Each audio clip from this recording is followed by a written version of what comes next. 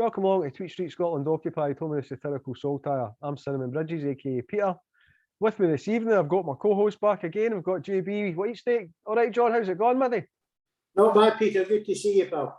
It's good to see you again, mate. You'll be going for a wee haircut again shortly, you know. Well, it's kind of wild. We're going for the kind of white snake look like. Right. I'm waiting till the price comes down a bit. Well, not hey, mate. The prices have just got to keep on rocketing now. There's no respite for us folk in Scotland. Right, so we're here. We've got another fantastic guest this week. JB, we've got James Kelly from Scott Goes Pop, panel-based polls, and all-round commenter on Scotland and Scottish politics. Also a member of the Alba party. Is that correct, James? Yeah, I'm a member of Alba. Yeah. Right. Right. Well, just give us a wee bit about you that I've obviously no tell enough of my subscribers about. Tell us a wee bit about you. Tell us what you've been up to this week, if anything. Oh, well, it's been a relatively quiet week, but about me, well, I write Scott Goes Pop. I've written that since 2008, so it's been going a very long time. But yeah, it's became about opinion polls more than anything else, general political commentary as well. But it became primarily about opinion polls, particularly in the run-up to the independence referendum. And more recently, I've started commissioning polls. Might not continue doing that too often because it's extraordinarily expensive. But hopefully, I'll do at least one this year. But yeah, I've done probably about 5 or 6 polls over the last couple of years. So yeah. And they're well received. Well, I certainly receive the polls that you do well, and I know that there's a lot of people that I follow, and a lot of my subscribers had asked if there was any way that we could try and get you on to the podcast, James. But there's a wee bit of a backstory to us getting you onto the podcast, isn't there? Because I sent you a request. I think you've been the longest since the request has been sent to actually coming on to the podcast.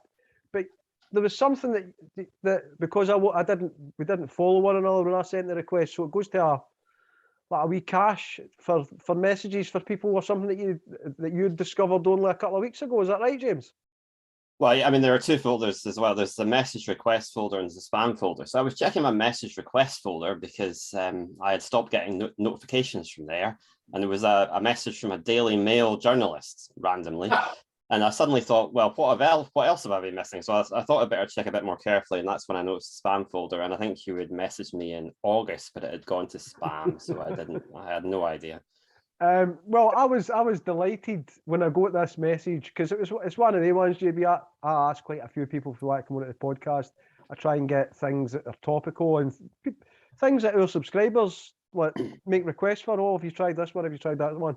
So I did. I tried James way back last August, and it was a delightful wee message that came through. And I'm thinking, I had marked it down as he's no interested in the slightest in us. And yet he get back to us and says, listen, I didn't know this wee folder was here. And yes, I would like to come on to the podcast. So without further ado, here he is, he's here. But there was something I wanted to ask you about. We'll bring it, because this one's your most recent update on your Scott Goes Pop. You had a wee dig at Peter Bell. Or did Peter Bell have a wee dig at you, perhaps? Maybe... Yeah, I think that's probably a fairer way of putting it.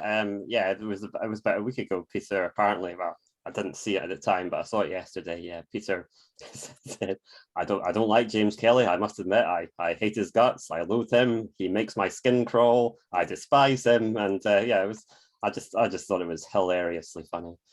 So I bet you can't wait to he lets out how he really feels about you.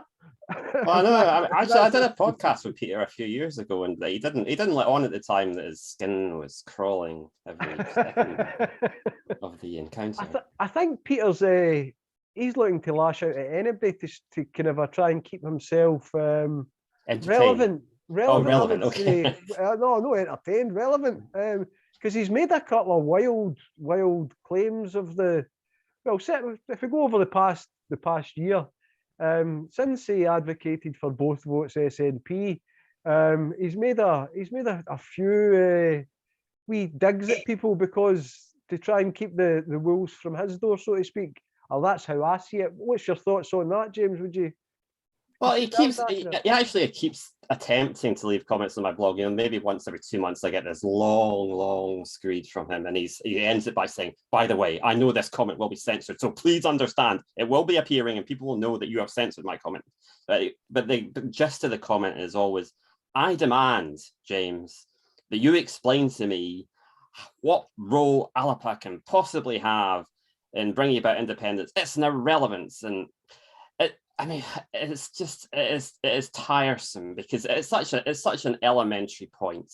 Alba do not have to get into power. Alba do not have to become the leading party to assist the process.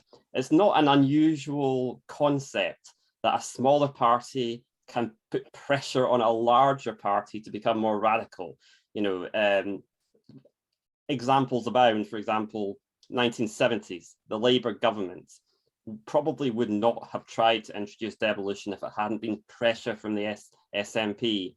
The 1980s, Labour moved to the right. That probably would not have happened if they hadn't faced pressure from the SDP. This is not an unusual thing. It's simply, if the SNP see that Alba are making a little bit of progress, doesn't have to be dramatic, it might be 3, 4, 5, 6% of the vote, they will then think, we could lose more votes to Alba unless we change our policy and become a little bit more radical. So it's not a hard thing to understand, but Peter, for some reason, cannot comprehend that very simple point.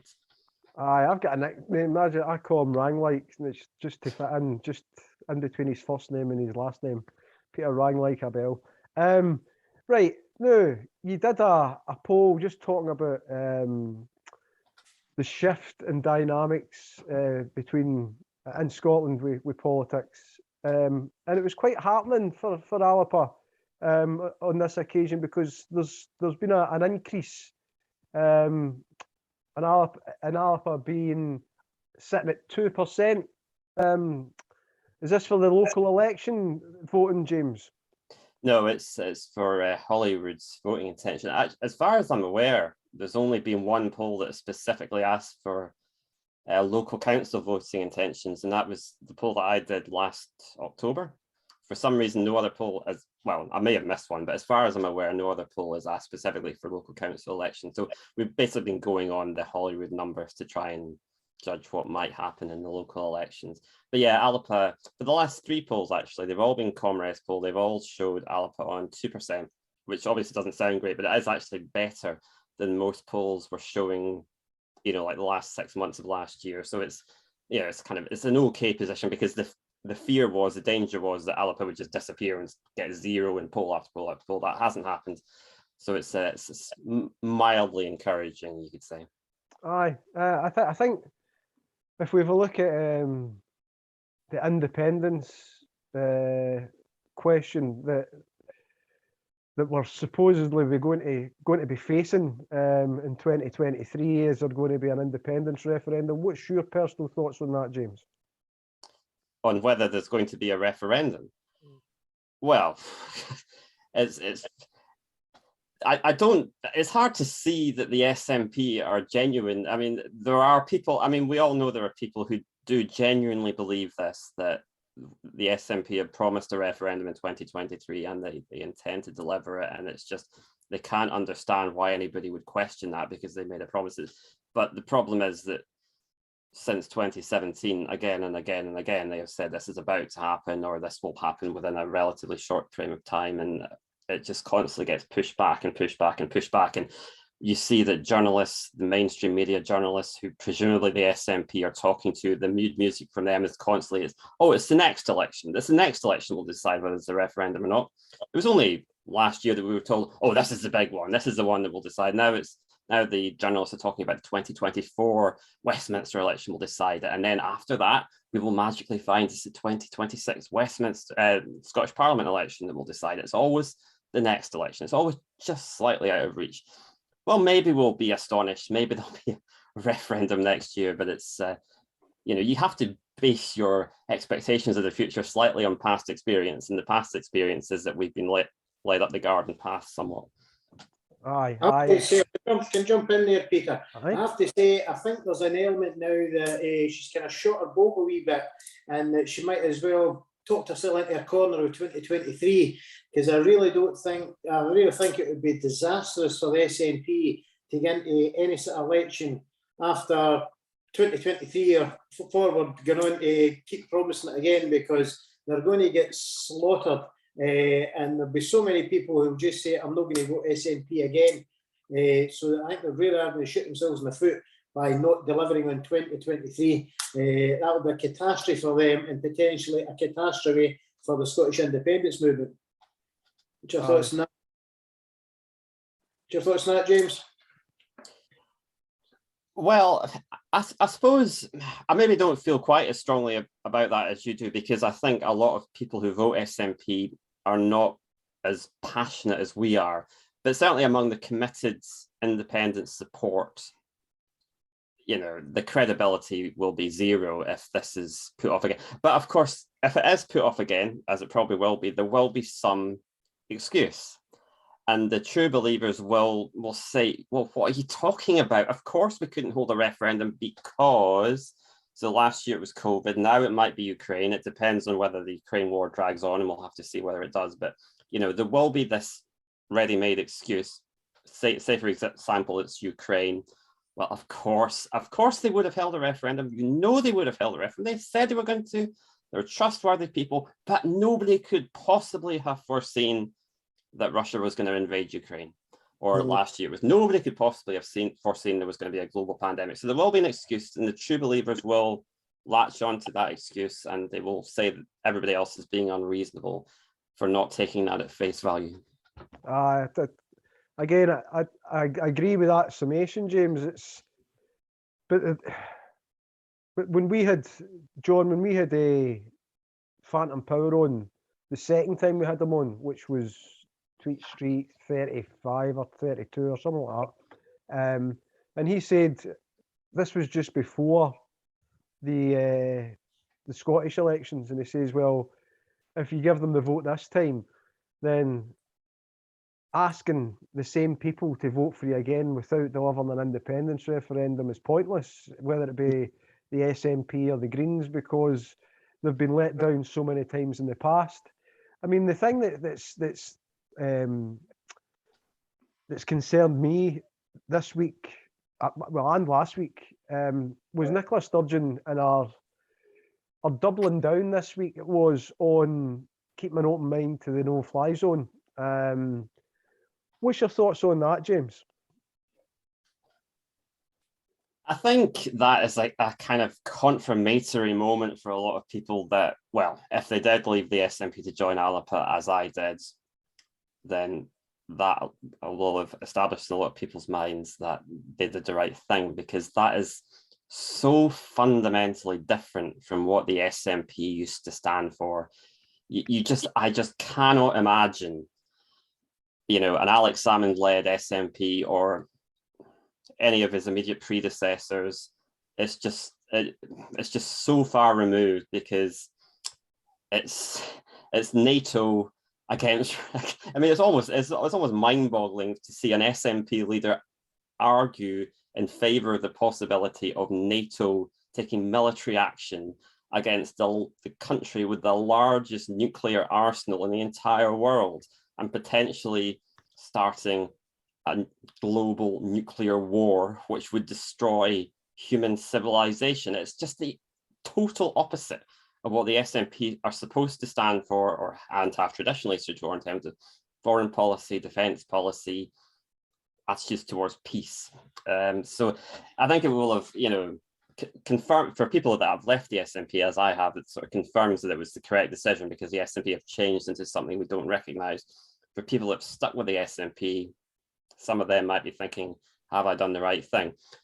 And certainly when I brought this subject up on my blog and on Twitter, I felt that a lot of SNP loyalists were saying, well, she didn't say that. She didn't say what you're claiming she's saying, which I thought was interesting, because it meant that if she continued to say that, they would then think, well, that's not something I can accept, because it seemed to them it was so unthinkable. She couldn't have said it. We must have been misinterpreting what she said. So if she does keep doubling down on that, then that's going to be a problem, because there are clearly people in the SNP who are loyal to her, who nevertheless think that is a red line that you cannot cross. You cannot advocate or say we should consider the possibility of NATO militarily intervening against the armed forces of Russia. John, what was your thoughts on that, mate? I'm very, very surprised. And as James says, SNP are traditionally an anti-war, pro-peace party. And it was shocking to hear it. I wouldn't be surprised if she tries to walk it back some in the next week or so. I dare say she'll try ifs and buts and babies to try and make it no sound like what it was. But on the face of it, it sounded bad. But as daft as that sound, we've then got Boris Johnson saying that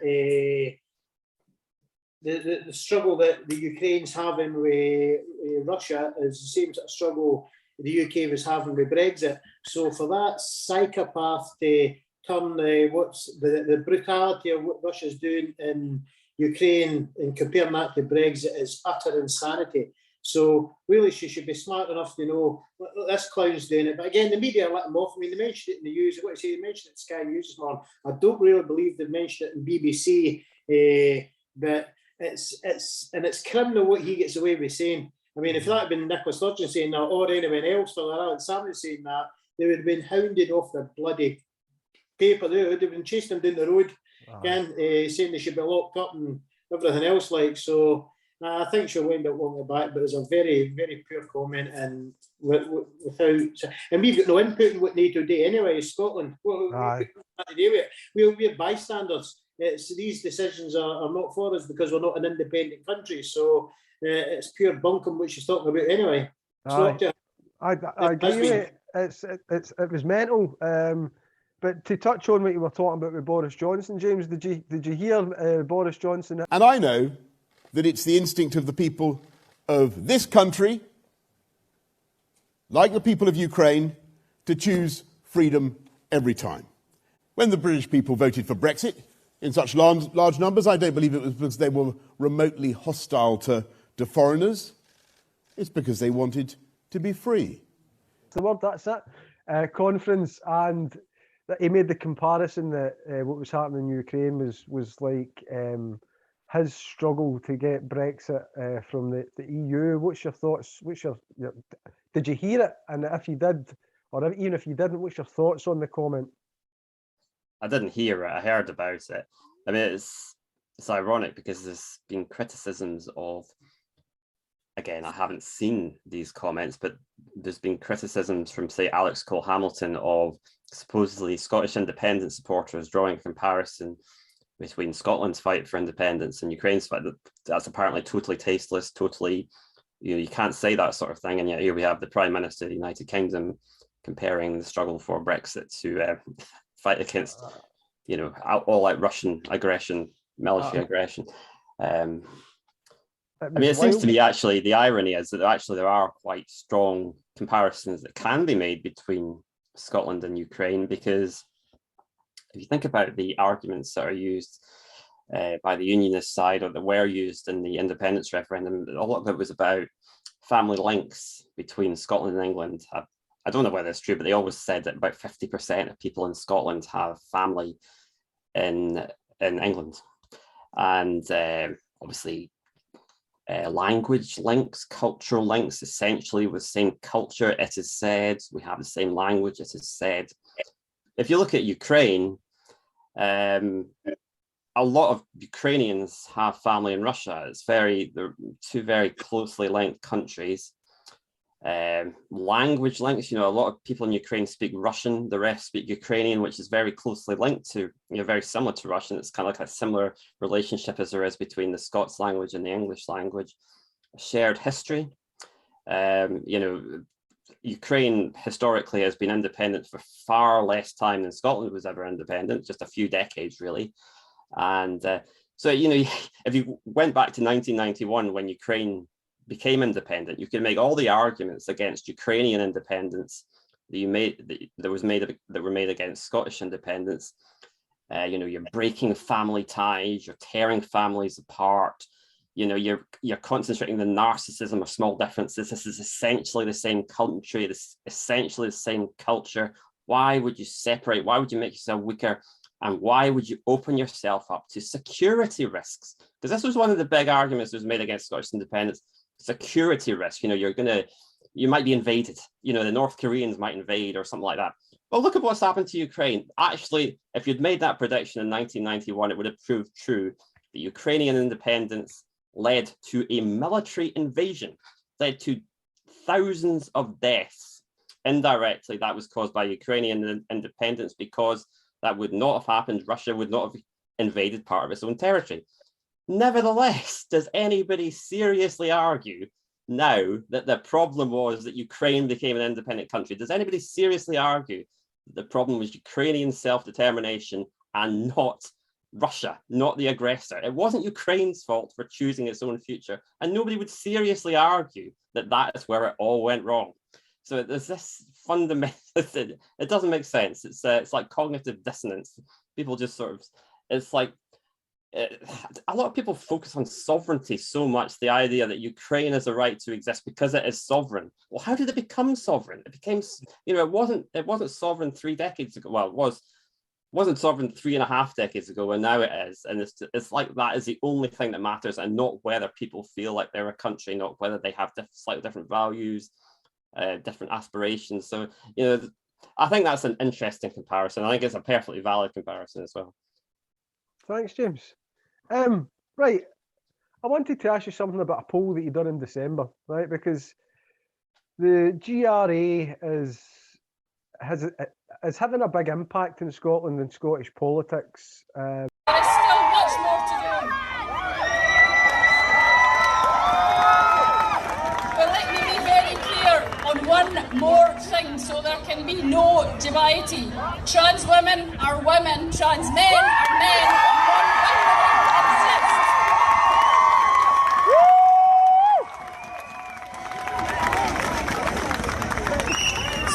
Once again today that the government will work hard to ensure that the Gender Recognition Bill becomes an act. And I ask you to challenge us, just as you rightly should, to make sure that we make the progress as fast as we can. But once again, have a great pride and enjoy the rest of your day. Thank you. And in December, you done a poll. Now, before we get to the poll, had you spoke about GRA before you done this poll? And if you had, what sort of response did you get from it? Then after the poll, was there a difference between the response that you got after you commissioned the poll? Well, I've certainly spoken about it before. I mean, I've sort of spoken about it in different ways, because I'm sort of, I'm more inclined to one side of the argument, and yet I have felt at times that people who are on that side of the argument are a little bit too preoccupied with it. I certainly used to criticize Stuart Campbell, because I felt that, during the 2021 Scottish Parliament election, he was talking about nothing else but the GRA, which although I basically agreed with his views, maybe not quite, he's quite radical, so maybe not quite as far, I wouldn't go quite as far as he does. Although I basically agreed with him, he was such a golden opportunity. The Alba party had been created, which he didn't think would happen. He got what he wanted, got what we all wanted. He was a golden opportunity, a radical new pro-independence party to try and move things on, and he spent the campaign talking about a GRA. So I felt that was a mistake, because obviously he's by far the blogger with the biggest reach, and if he had really gone for pushing a vote for Alba on the basis of independence, I think that would have been much more effective, and it was a missed opportunity, I thought. But yeah, nevertheless, I do broadly agree with his views, and I've had comments about being called a TERF, which is interesting, because I'm not a woman, I'm not particularly a feminist, and but nevertheless, if you take a certain side of the argument, you're automatically a TERF or whatever. But so certainly, I mean, when the poll came out, what did surprise me was the question that caused the greatest controversy, because it wasn't it wasn't the main question about self-identification, about gender self-ID, or it wasn't any of the ones that really went to the heart of it. It was one that I added on about sexual attraction, about the idea that should people feel that they are transphobic if they don't consider trans people in their potential dating pool, which is, I thought was an interesting question, but it wasn't the most important question, but that was the one that people went mad about. And I was absolutely staggered by it, but it was, yeah, I had a pile on about that, and it went on for several days.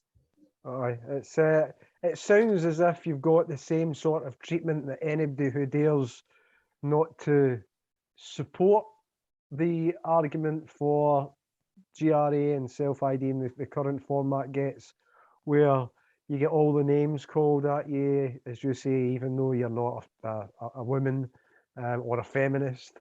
But it's as a way of to try and either shut you down or rubbish the work that you've done or the work that you've put in behind commissioning the poll and getting the results there. Do you have any plans for polls in the lead up to the council elections? I know we're only about 6 weeks away. Have you got anything in plan for that, James?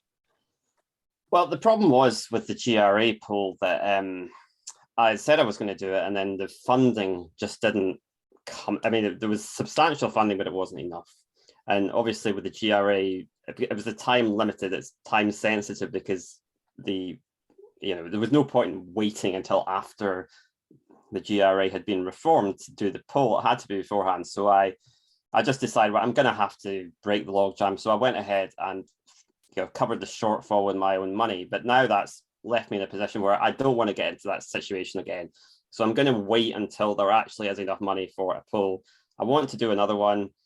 Unless a substantial amount of funding comes in, it'll be hard to do it before the local elections. But hopefully at some point this year, I'll do another poll. You never know, maybe a miracle might happen and I might be able to do it before the local elections. We'll see. Excellent. And if people are looking to donate towards the polls, where can they do that, James? Well, on my blog, Scott Goes Pop, there's a plaster that you can't miss it. Everywhere you look, you'll see a link for the fundraiser. So it's everywhere, really. Excellent. Right. James, can I ask you as well? I think it had popped up as well. Labour had recently announced that one of their candidates is a former member or a current member of the Orange Order, Orange Lodge, a Grand Master of sorts. And I believe the Tories have got a candidate as well who's quite prominent in the Orange Order. Do you believe that's trying to, what's your opinion? Do you think that could be trying to turn Scotland into Northern Ireland, appealing to or try to bring people into the unionist cause who are such hardliners? What do you think that does for the unionist cause? What does it say about them? I think it's the other way around. I think what it's interesting is that the people from the Orange Order are obviously attracted. Well, they obviously always they would have been attracted to the Conservative Party, but it is interesting if they're also now attracted to the Labour Party, and that probably says a lot about how the Labour Party have changed over the years. Yeah, and how the Labour Party is moving in general, going more to the right. As observed in Westminster, in Scotland as well, they're going more rightward every step they make. Well, it's not just rightward; it's also British nationalism. There's nothing. The Labour Party constitution is about democratic socialism. Well, they did abandon that decades ago, but nevertheless, democratic socialism is what they're theoretically supposed to stand for. You can be a democratic socialist and believe in Scottish independence. Whereas, how do they justify this fanaticism about British nationalism? It doesn't make any sense. Doesn't. I don't understand it. And John, just to go on what you were saying, that's certainly something that I've noticed. And I had a fascinating guest on the other day. I can't remember what day it was. My head's a wee bit cloudy still. John Bell, and he said something interesting. He'd said that we'd spoke about Irish reunification, and he'd said that he believes that if Ireland gets reunified before Scotland becomes independent, that he doesn't think Scotland will achieve its independence, because you'll have a lot of and touching on what you'd mentioned as well, John, a lot of the staunch people from the wee north, as he called it, who may want to take some refuge in the west of Scotland if there's reunification in Ireland. So that was just to kind of a touch on what both were talking about. The what's his name? Rishi Sunak was on the television today. Oh dear. And he was talking about, he was asked a question about what would the government be doing in order to try and alleviate some of the concern that's manifesting on finances for people within the four home nations. And he said that they weren't going to introduce like a tax break because then rich people would benefit, but they would try and target the people with lower incomes just to give them some help out. And he mentioned £150. I mean, I don't know if that's just Tory grandioso, but £150 Gonna go for would cost him that for a decent bottle of champagne to share between them. You know what I mean? And they're thinking £150 got to solve the cost of living crisis that we've got. I mean, obviously, in England and in Wales, we're concerned about the people that are in poverty in England and in Wales, just as we are for the people in Scotland. However, the main priority for me is Scottish people.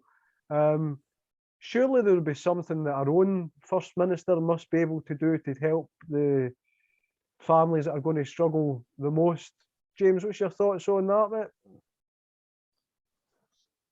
Well, I mean, the Scottish government have got limited resources. They've got they're reliant on the block grant. I would have thought it's really Westminster's responsibility to do that. I mean, this is the problem with devolution, isn't it? The Scottish government could do something, but it's robbing Peter to pay Paul. You're taking money away from other things because you've got a fixed block grant and you can't really do much about that. Well, you've got a little bit of discretion there with tax powers and so on, but really that should be Westminster's responsibility. Either that or Westminster should give the powers to the Scottish Parliament. I would have thought maybe the leader of the Independence Party that's currently in Scottish government would maybe pay more heed to the independence that keeps on getting dangled out and has done for the past, well, I'm going to say 7 years, right? Because pretty much since 2014 when we were within touching distance, then we had 56 out of 59 MPs in 2015. Then we had Brexit. So yeah, so it's the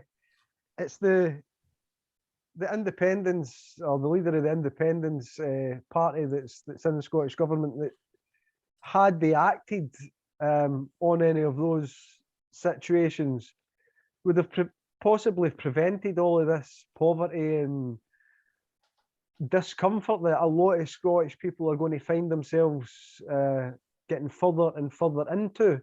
But again, it adds the weight to why we're not independent already, or why have we not had the chance to have an independence referendum, and we've pretty much covered that till we're blue in the face. James, what sort of things do you want to see happening in Scotland over the short, mid and long term? Just anything. Anything, aye. Well, I mean, this was the things we all believe in, like getting rid of nuclear weapons from the Clyde.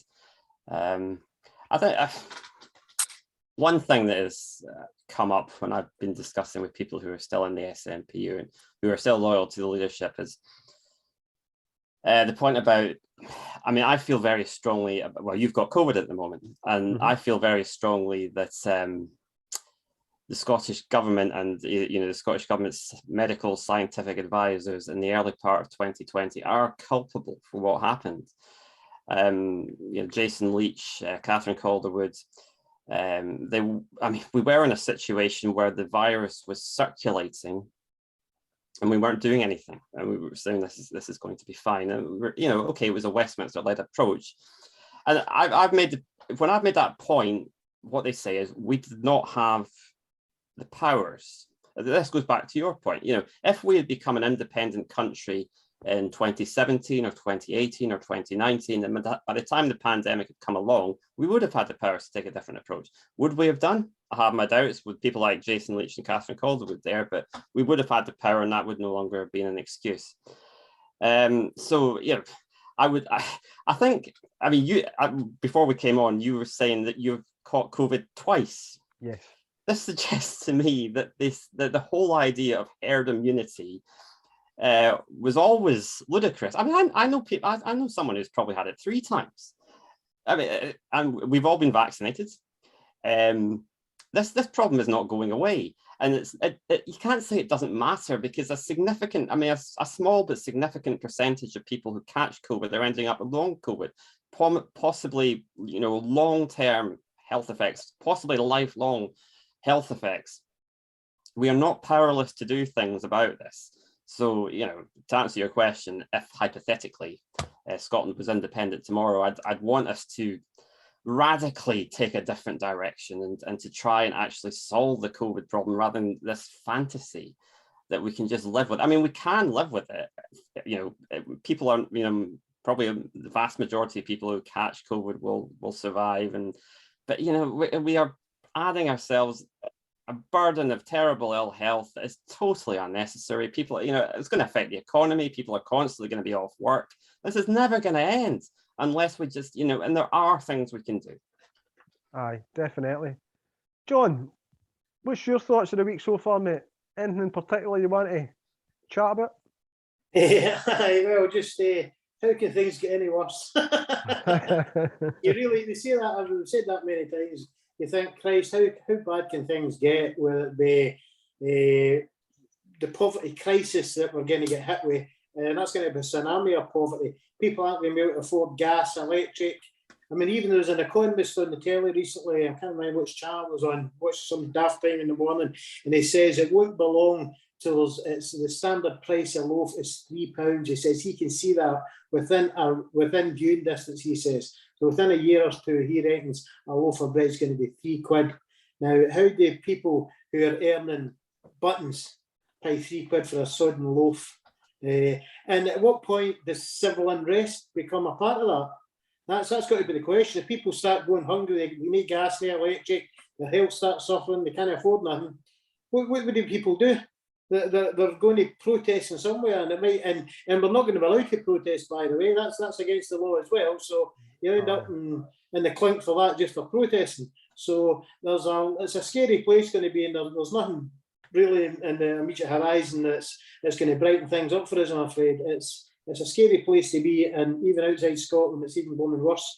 And I fear that might put people off if we get an independence referendum in 23. The powers that be, all the media will try and scare us to death about how big and bad the world is, and how we're not big and bad enough to stand on our own 2 feet. But we all know we are. We're more than capable of it. But the powers that be will try and stop us. So there's a lot of negativity about Peter, and we could have a bit of brightness, mate. I mean, summertime's no far away, so maybe that'll help. Well, this is what we brought James for. James has got to supply that wee bit of brightness, right, James? He's a ray of sunshine, I can see that. A ray of sunshine. Good old doom and gloom. So, let's talk about your expectations coming into the council elections. I know that there's talk of all of these great gains that the SNP are going to continue to have. I don't personally see that. I think there's been too many divisive things introduced by the SNP of late, and I think that, if anything, the council elections are going to be a gauge for a lot of people to not necessarily a gauge, a way of striking out and getting their disapproval at such divisive policies registered at a greater level. What's your thoughts on that, James? Do you think that could happen? I think there's a great danger here, and this is something I've been discussing in recent days with a few people. I think there's a great danger here of thinking that it's good for us, you know, as Alba supporters or as people who are radical and independents, who want independence to happen quickly, to think that somehow it's going to help us if the SNP do badly in these elections. It will be catastrophic for the independence movement if the SNP do badly in these elections. And I think people have got to understand that. I mean, I've had discussions with people who say the local elections are not about independence. I mean, you could say that's literally true, but if they weren't about independence, pro-independence parties would not be standing. You wouldn't have unionist parties standing. Of course, it's about independence. And if the SNP do badly, that is a massive setback for the independence cause. And that's exactly what happened in 2017. The local elections in 2017 were about a month before about 6 weeks, I think, before the general election in 2017. And that's actually where it starts to go wrong, not the general election, the local elections. The SNP really underperformed. And it's amazing how quickly you can get a snowball effect and everything can fall apart. So nobody should be thinking it's somehow going to be fantastic. I mean, maybe you would take some sort of perverse pleasure in it because, you know, people have a lot of resentment towards the SNP. But if you look at it in a hard-headed way, it would be bad for everybody in the independence movement if the SNP underperform. But just to finish off about the 2017 result, actually, that makes it less likely that the SNP are going to come away with a result that cannot be spun as a good result, because they did so badly in 2017, comparatively speaking, that it would be much easier for them to make gains this time. Oh, it's a fresh way to look at it, actually. Right, John, have you got a question? Do you feel that, and I think this anyway, what's your view, James, on the fact that this is a good sort of early acid test for the Alba party, and to see, because we hear a lot, there's a lot of people that support them, a lot of people that don't support them, a lot of people interested in them. It'll be good tests to see where they are, and then they can reflect on where they're sitting in Scotland after the council elections to get a sort of true perspective for who they are and where they are. Would you agree with that? To some extent, but of course, one thing you have to remember about local elections is that Alba will not be standing everywhere, because, you know, it's hard to get numbers of candidates. So if, for example, they stand in a quarter of the wards, then only 25% of people will be able to vote for them. And so you've got to take that into account when you look at the popular votes. So it's going to be that complicates it. It's going to be harder to interpret the results, and we're going to have to bear that in mind. I think what's more interesting in the popular vote will be the number of councillors elected. Well, the first thing is, are there going to be any councillors elected? And we can't take that for granted by any means, because, you know, it's a new party and a lot of this is uncharted territory. However, they do have a significant number of high-profile people standing for them. Sometimes those are incumbent councillors, which is a particular advantage. In other places, you know, people who are well known either nationally or locally. So hopefully, the worst case scenario is 0. There's no getting away from that. It's possible, but I would have thought it's relatively likely they should at least get a few people elected, and that would be a big psychological moment, because Alba's opponents have constantly said Alba do not have any people who have been directly elected as Alba candidates. So if, you know, even if only 3 or 4 or 5 councillors are elected, that will be a big moment, because it will get that monkey off people's backs, and that, you know, we will have people who were directly elected under the Alba banner, and that would be a big psychological breakthrough. Right. Well, as soon as we're talking about voting, because this fits in nicely now, I was asked on the STV voting, so hopefully you can share your wisdom here, James. On the STV voting, one of our subscribers asked,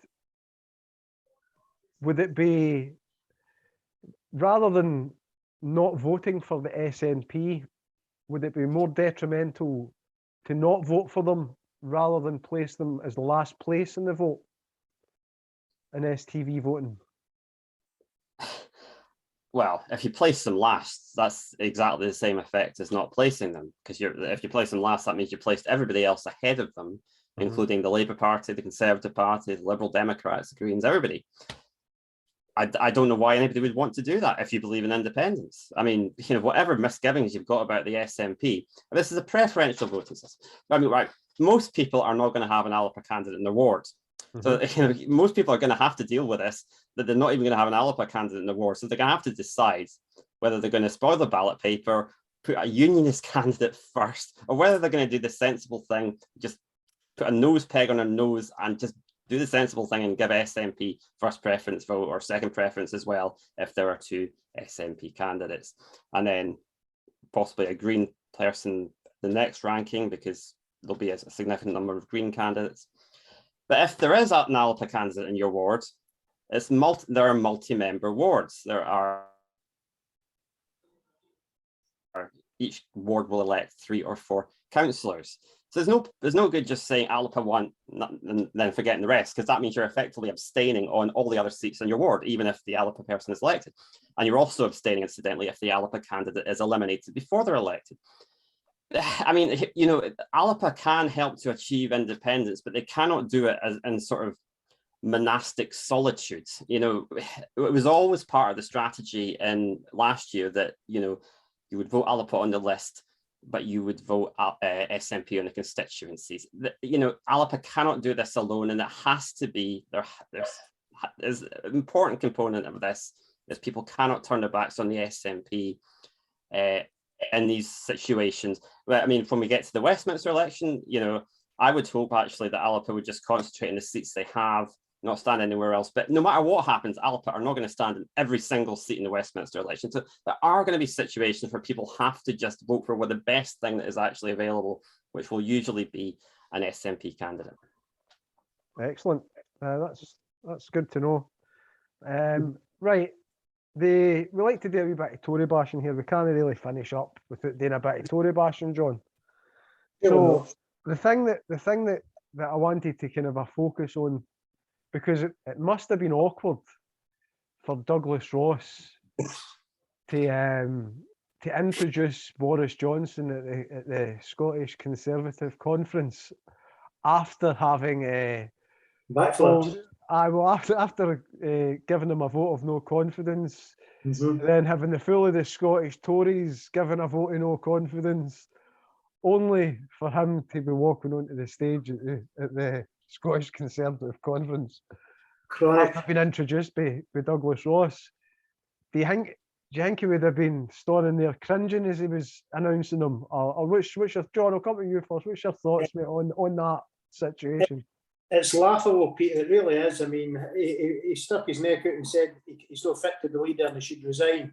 And because of the situation elsewhere, and because with the help of the media and what's happened in Ukraine, and you get the likes of Jacob Rees-Mogg saying it's nothing but fluff, this Partygate stuff and everything else, it's all forgotten about.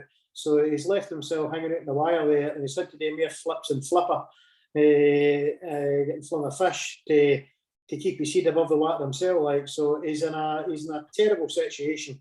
But of course, what does he come out and say is he's going to replace Nicola Sturgeon at the next election. So he's obviously smoking something that you're not meant to smoke, like in the stage somewhere, like he's on the ganja juice or some sort, he's on something. But they just play to the crowd, let's be honest. They're playing to the crowd, they're playing to the knuckle draggers, they've got their followers, they've got their believers who've got the tunnel vision to swallow with the shovel, and it don't smell nice, so it's a comedy show, it really is. It's farcical. But hey, if the media love it and they can get away with it, then good luck to them. It looks as if we're the paying audience right enough. That's the only thing. James, what was there wasn't any in the bloody audience. You've seen the crowd, seen the picture of the crowd, or I've seen mere folk at a meeting for the COVID folk. You know what I mean? James, what was your thoughts on that? Sparing a wee thought for wee Dougie after having called for Boris's or for the agent's resignation. Yeah. What was your thoughts on him having to introduce him at the conference then? Well, as I understood it, he put his call, the way it was put was that he had put his call for Boris Johnson to resign on pause. So he hadn't withdrawn it. He's not withdrawn it, right? Putting it on pause. So it's like we are now in a position where Douglas Ross is scheduled to go back to calling for the person he has introduced to the Tory conference to resign as Prime Minister. I don't really see how he gets off. I mean, I don't see how he gets off this hook. Presumably, I think Boris Johnson is now quite likely to survive. So at some point, Douglas Ross is going to have to make a more fulsome backtrack. Aye, he's going to have to go backwards on both wheels. Right, well, that's almost an hour already, guys. James, is there a message you want to put out to your subscribers and followers, anybody that's tuning in, what to expect for you over the next wee while? Well, probably going to be talking about the local elections quite a bit, and well, I'll be trying to make the case that we've been talking about the last few minutes, that people should use all their preferences, all their top preferences for all the pro-independence candidates in their ward, however painful that may be to do so, because it would be very counterproductive. Effectively, if you don't do that, you're abstaining on the question of whether you want an SNP or a Tory councillor, which is just madness. Aye. I need to put a wee appeal here. Don't ever vote for Tory, Unionist, any Unionist parties at all. They don't give they don't care about us. They're not interested in us. So don't ever vote for them, right? And when it comes to the council elections, do what's right for Scotland. That's the only kind of a message that I can put out. Do what's right for Scotland. Think about Scotland. Don't think about yourself. Think about your country. Because at the end of the day, that's what you're voting for. Right, John, you want to say good night, mate? Yeah, that's fair. I've enjoyed that. I enjoyed talking to James. He's got a very refreshing and intelligent view of things. So it's important we keep the focus, keep the faith, as Bon Jovi say, and hopefully can move it forward. Cheers, John. James, you want to say good night for the night, mate? Yeah, it was good to talk to you both, and I hope you have a good night. Aye, thank you very much. So for Tweet Street Scotland Occupied for Satirical Saltire, from James Kelly, for JB Whitesnake, for myself, Simon Bridges, it's good night. Stay safe, everyone. Cheers.